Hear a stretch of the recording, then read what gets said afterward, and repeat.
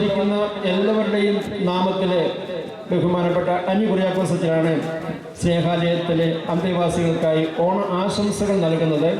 ചുരുങ്ങിയ വാക്കുകളിൽ ഓണാശംസകൾ നൽകുന്നതക്കവണ്ണം ബഹുമാനപ്പെട്ട അനിയച്ചനെ സന്തോഷത്തോടെ സ്വാഗതം ചെയ്യുന്നു. ബഹുമാനപ്പെട്ട വൈദിക ശ്രേഷ്ഠരെ, പ്രിയപ്പെട്ട മാതാപിതാക്കളെ, സഹോദരങ്ങളെ, ഓണക്കാലം ഒരു നാടിനെ അടിസ്ഥാനമാക്കിയുള്ളതാണ്. മാവേലി നാട്.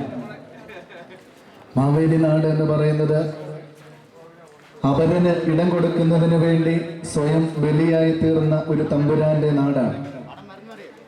3 അടി മണ്ണ് ചോദിച്ചവന് സ്വന്തം ശിരസ് കൂടി നൽകേണ്ടി വന്ന മഹാബലിയായ തമ്പുരാന്റെ നാടാണ് മാവേലി നാട്.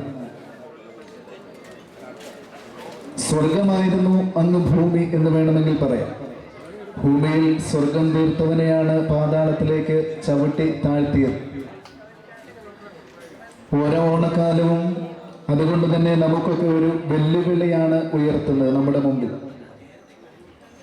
കള്ളമില്ലാത്ത, ചതിവില്ലാത്ത, എള്ളോളം പൊളിവചനങ്ങളില്ലാത്ത, നന്മകൾ മാത്രം നിറഞ്ഞ ഒരു നാടിന്റെ സങ്കല്പം ഇന്നത്തെ നമ്മുടെ ജീവിത സാഹചര്യത്തിൽ തീർച്ചയായിട്ടും നമുക്കൊക്കെ ഒരു വെല്ലുവിളി തന്നെയാണ് ഉയർത്തുന്നത്.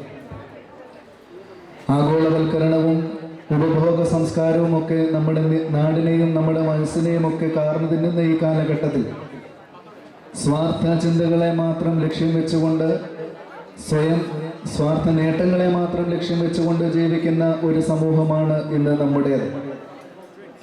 അതുകൊണ്ട് തന്നെയാണ് ഇന്ന് മലയാളികൾ ഒന്നടങ്കം ഈ ഓണക്കാലത്തും വിഷം തിന്ന് ജീവിക്കേണ്ടതായ ഒരു അവസ്ഥയിൽ എത്തി നിൽക്കുന്നത്.